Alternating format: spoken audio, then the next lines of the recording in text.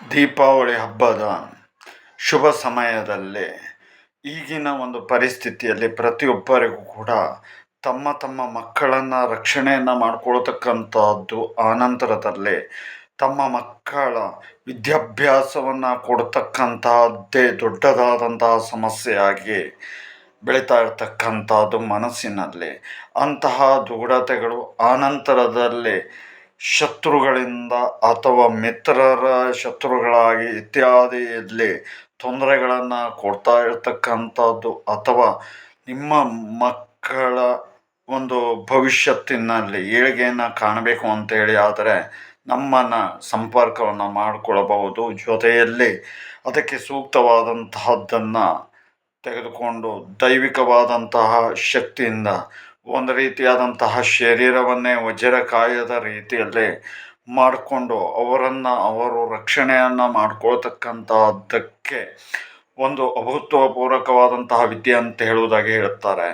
ಅಂತಹ ವಿದ್ಯೆಯನ್ನು ಅಂತಹ ವ್ಯಕ್ತಿಗಳಿಗೆ, ಅಂತಹ ಮಕ್ಕಳಿಗೆ ನಾವು ಕೊಟ್ಟು ಅವರನ್ನು ಮುಂದಿನ ಭವಿಷ್ಯತ್ತಿನಲ್ಲಿ ಒಳಿತನ್ನು ಕಾಣುವ ಹಾಗೆ ಮಾಡಬಹುದು. ಜೊತೆಯಲ್ಲಿ ಅಷ್ಟೇ ಅಲ್ಲದೆ ಏನು ಒಂದು ಈಗ ಶೀಲವನ್ನು ರಕ್ಷಣೆ ಮಾಡ್ಕೊಳ್ತಕ್ಕಂಥದ್ದು ಅಥವಾ ಅವರನ್ನು ಅನಾವಶ್ಯಕವಾಗಿ ಕೊಲೆಗೈತಕ್ಕಂಥದ್ದು, ಈ ರೀತಿಯಾದಂತಹದ್ದು ದಿನದಿಂದ ದಿನಕ್ಕೆ ರೋಧಿಸ್ತಾ ಇರತಕ್ಕಂಥದ್ದು, ಜೊತೆಗೆ ಇನ್ನೂ ಅಧಿಕವಾಗಿ ಆಗ್ತಕ್ಕಂಥದ್ದು. ಹಾಗಾಗಿ ತುಂಬ ಸೂಕ್ಷ್ಮವಾಗಿಯೂ ಆನಂತರದಲ್ಲಿ ತುಂಬ ವಜ್ರದ ಕಾಯದ ರೀತಿಯಲ್ಲಿ ಆನಂತರದಲ್ಲಿ ಎದುರುಗಡೆ ಶತ್ರು ಬಂದಂತಹ ಸಮಯದಲ್ಲಿಯೂ ಕೂಡ ನಮ್ಮನ್ನು ನಾವು ರಕ್ಷಣೆಯನ್ನು ಮಾಡಿಕೊಳ್ಳುವಂತಹ ನಿಟ್ಟಿನಲ್ಲಿ ನಮ್ಮ ಶರೀರವನ್ನು ವಜ್ರಕಾಯವಾಗಿ ಮಾಡಿಕೊಳ್ಳಲಿಕ್ಕೆ ಸಾಧ್ಯತೆ ಇರತಕ್ಕಂಥದ್ದು. ಅದು ಕೇವಲ ಶಕ್ತಿಯಿಂದ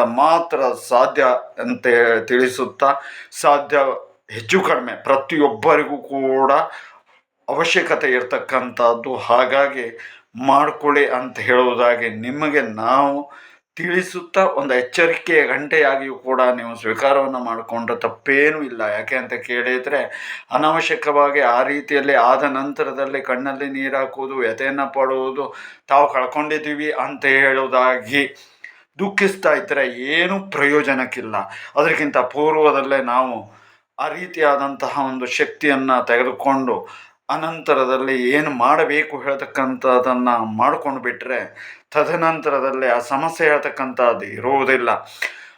ಆ ನಿಟ್ಟಿನಲ್ಲಿ ಮುಂದಾಗೋಣ. ಜೊತೆಯಲ್ಲಿ ಅಷ್ಟೇ ಅಲ್ಲದೆ ಈ ಒಂದು ದೀಪಾವಳಿ ಹೇಳ್ತಕ್ಕಂತಹ ವಿಶೇಷವಾದಂತಹ ಕಾಲದಲ್ಲಿ ಪ್ರತಿಯೊಬ್ಬರ ಮನೆ ಹೇಳ್ತಕ್ಕಂಥದ್ದು ಬೆಳಗುವಂತಹ ನಿಟ್ಟಿನಲ್ಲಿ ನಮ್ಮ ಕೈಯಿಂದ ಆಗ್ತಕ್ಕಂತಹ ಈ ಒಂದು ಸಣ್ಣ ವಿಚಾರವನ್ನು ನಿಮಗೆ ತಿಳಿಸ್ತಾ ಇದ್ದೇವೆ.